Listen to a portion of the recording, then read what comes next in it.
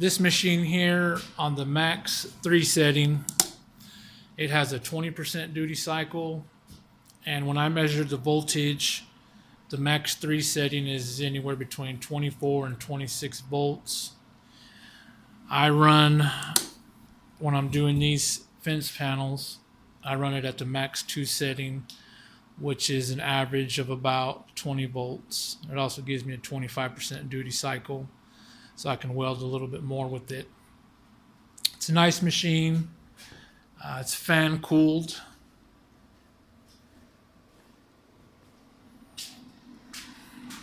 Made in Italy. It's not a cheap Chinese, like one of those little hobby welders. Don't waste your money on one of these 120 units. You'll regret it. You'll be wanting to upgrade soon. That's just a big fat paperweight for me. So I'm running 030 wire today. I've got argon CO2 7525. I'm going to run a few beads for you guys so you can check it out. I did put it's like a 20-foot cord on it, so that way, you know, wherever you plug it up in the garage, you'll have plenty of cord there. It is 10 gauge, so it's rated at 30 amps. It's wired to a standard household dryer plug unit, which makes it very nice because you can plug it in just about any household. I'm gonna run a few beads for you guys so you guys can check it out. I'll show you what it looks like.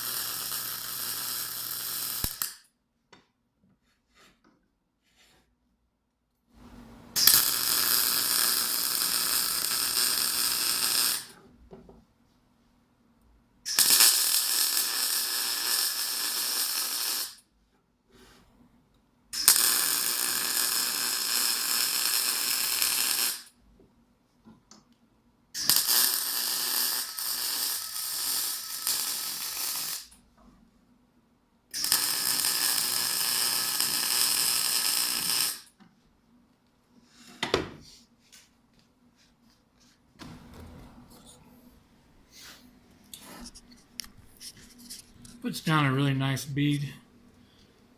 And you can see on that max 2 setting, which is right around 20 volts, you got a nice heat penetration. You can see that heat line there about a 1/4 inch out.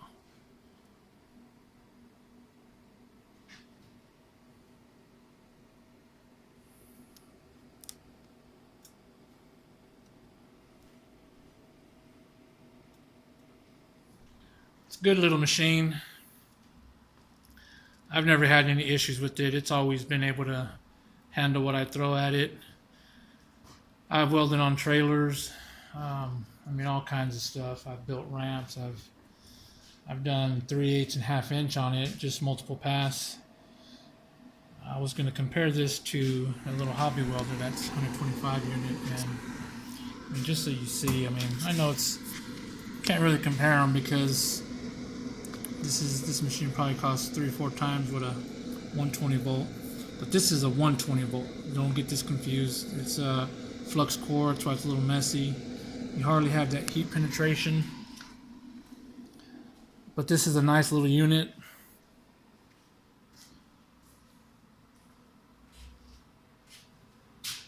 Let me know what you guys think. I just bought this bigger unit. Very happy with it. One thing about this welder, the Clarke, it's very well made. I've taken this gun apart just to see how it is on the inside. It's got a gas valve in here. It's never failed me. I bought one of those cheap Yes Welder guns for this machine. It was like an 8-foot long, very cheaply made. The jacket was very pliable. It wasn't heavy duty. The gun was not heavy duty. It wasn't well built like this. It's a lot smaller. The gas valve on the inside of the Yes Welder actually started leaking. So I sent it back. You know, it was just a waste of money. This one's very well made. It does have like a firm trigger, which I was used to. This new Eastwood, it's got a really soft trigger. So that's something I got to get used to. But all in all, this is a great machine. If you guys have any questions, comments, let me know.